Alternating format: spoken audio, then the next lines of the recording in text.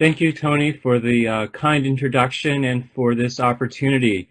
Good morning, everybody. My name is David Hendry, and today I'd like to speak a little bit about value-sensitive design and introduce the framework to you. My colleague, Batya Friedman, and I recently published a book with MIT Press, and what I will do today is read a little bit from the book and introduce the framework.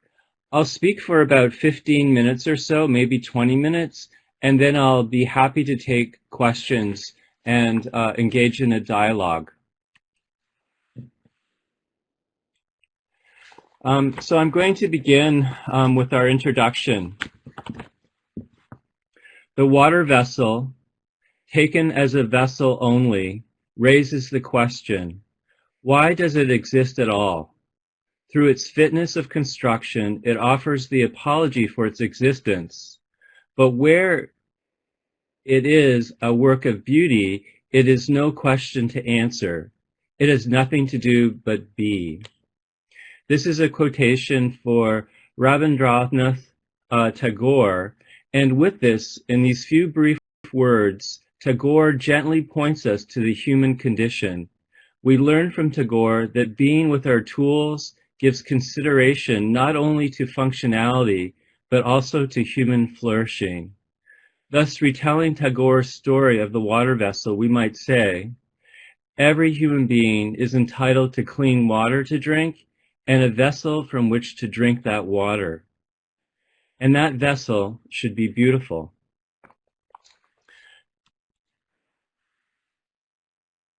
So within value-sensitive design, we have a set of theoretical constructs that provides a basis for moving forward with a set of methods for designing technology that accounts for human values.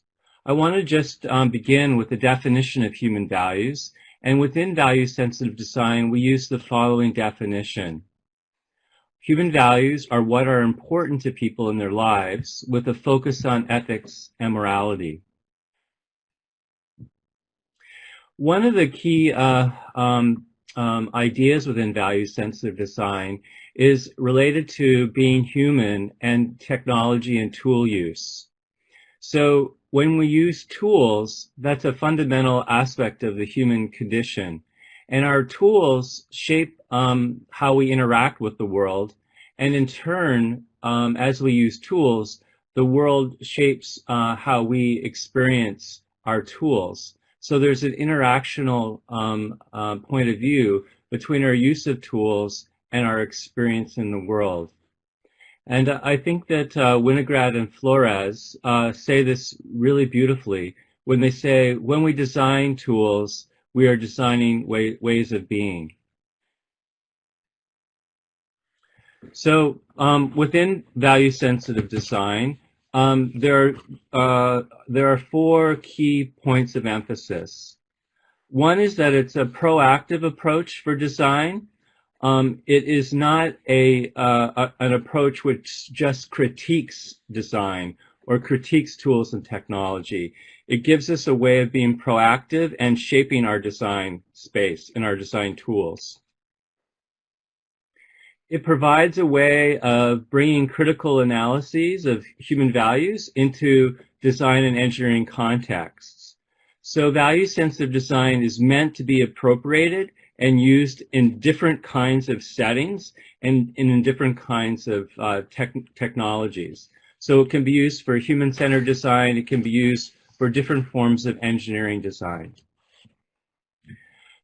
A third point is that value-sensitive design seeks to enlarge the scope for addressing human values. That is to say, frequently in design, we focus on such things as usability and utility, reliability, correctness, scalability, those kinds of engineering values. And what value-sensitive design does is it gives us avenues for considering more fully such human values as privacy and security and safety, as long as things like human dignity, identity, community, and so forth. And then finally, value-sensitive design gives a set of theories and particular methods that we can use and appropriate in different kinds of contexts. So value-sensitive design has been applied to a variety of different kinds of projects that touch upon different levels of human experience, from very individual type projects all the way up to projects that are more global in nature. So for example, work has been done on implantable cardiac medical devices, so patients that have pacemakers. There's been work done on cookies and informed consent. Within small groups, much of my work has been focused on how young people experience homelessness and how mobile technology in the US context can help improve the welfare of young people who are experiencing homelessness. And then Batya Friedman, my colleague, has done very large projects related to international justice, and in particular in Rwanda. So one of the key concepts within value-sensitive design is stakeholders. And stakeholders refer to a whole range of different kinds of entities that have moral standing. So for example, we speak of human beings, obviously, but also of non-human animals. We think of sacred mountaintops, of ecosystems, buildings that have a value because of their heritage and their age. So stakeholders include a whole range of different kinds of entities. One key concept within value-sensitive design is the difference between direct and indirect stakeholders. So the fundamental distinction concerns the role that a stakeholder plays. So a direct stakeholder is often called a user, and they directly interact with an interface or with a tool or technology. Whereas an indirect stakeholder is someone who is impacted by a tool or technology, but actually isn't interacting with it directly. So a classic example of this is in a medical record system. The patient would be an indirect stakeholder because she would never have direct access to the medical records, whereas the doctors, insurance companies, and hospitals would have access to the medical records. That may have changed more recently, but traditionally, patients were indirect stakeholders because the systems were not designed for them, but clearly their use would have a tremendous impact on a patient.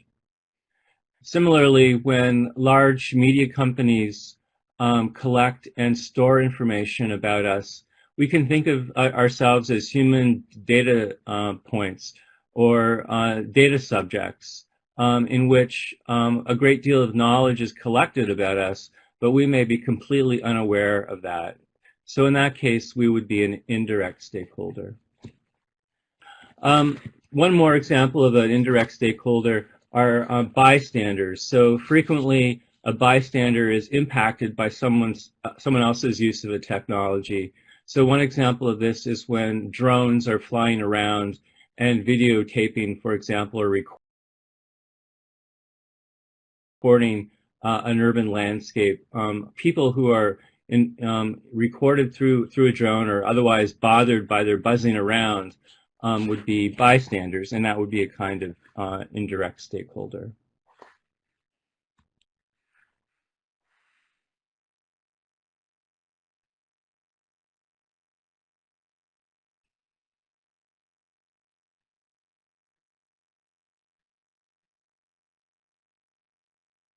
So let me just read a little bit from the book around stakeholders. So I'm going to give you some examples.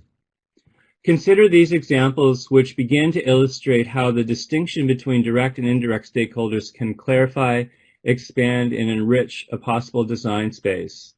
Consider police officers who would be direct stakeholders with video cameras in their cars and bystanders, indirect stakeholders who happen to be video recorded as they're walking around. Consider parents, who would be an indirect stakeholder, who may be impacted by scheduling choices negotiated by an elementary school student, a direct stakeholder, and his teacher, another direct stakeholder, in a classroom calendaring system. So here the student, the elementary school student, and the teacher work out some plan for some work, and the parent isn't involved, but the parent is impacted by the need to complete that work. That's a common phenomena in U.S. society. Or consider a snow leopard, a direct stakeholder, with GPS collars who are tracked by game wardens, direct stakeholders, to be protected from poachers, who would be an indirect stakeholder. And so we can see these different kinds of roles that come up. And by considering these different roles in the design process, we enrich the design process, and we give more analytic power to our design work. One of the things that's important to notice is that in stakeholder roles, we can shift between them. So, for example, consider again a police officer driving a patrol car equipped with a video recording application. When on duty, she would be a direct stakeholder, but when off duty on an evening walk, she would, should she happen to be recorded by a colleague's patrol car, she would be an indirect stakeholder in that role.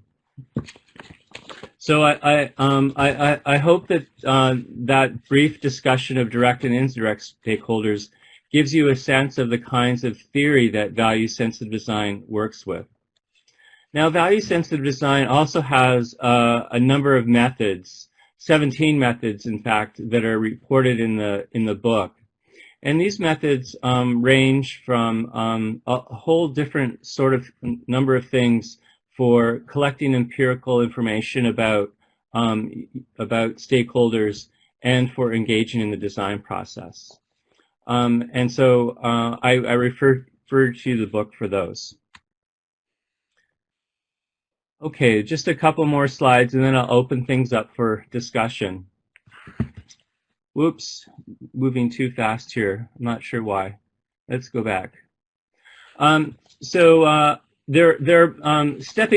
back, there are maybe two principles that we think are really important within VSD.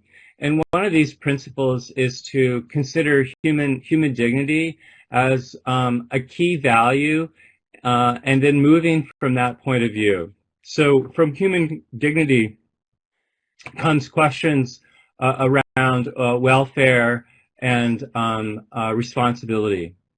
A second key principle is that our planet is finite, and yet our technologies have a tremendous impact on the planet.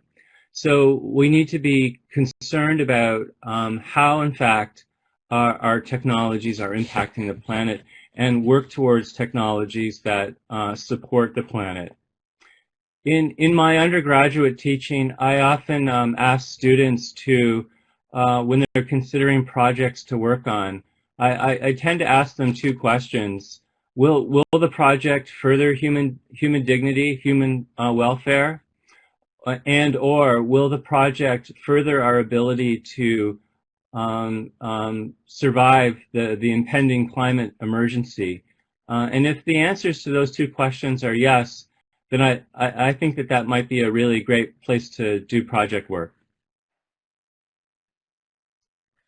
So some practical takeaways from VSD. One, there are methods, so use them frequently and throughout the product development or engineering process. Use human values as criteria for evaluating your system. Use them alongside the traditional engineering values such as reliability, correctness, scaling, and so forth. Strongly consider how technology and social structure, that is policy, go hand in hand. So when building technologies, consider how policy and the rules governing how the technology is to be used can be designed together. We think it's very important to think long-term and to think at scale. So how will the technology be absorbed into society over a decade is a question that we should be asking, rather than how will the technology be introduced in the next quarter. And we think it's very important that in any kind of project, an engineer considers the fact that the technology that he or she is making will have an impact on the planet, and therefore we need to be thinking about how to respond to that. And then finally, we think it's important to have the courage not to build some things and to put some technologies aside, because those technologies really don't further human dignity and don't further our challenges with the environment. So in a final idea then, within VSD, we really do aim for progress rather than perfection. So we don't want to let perfection get in the way of making genuine progress. So again, thank you for the opportunity to present this morning, and perhaps we can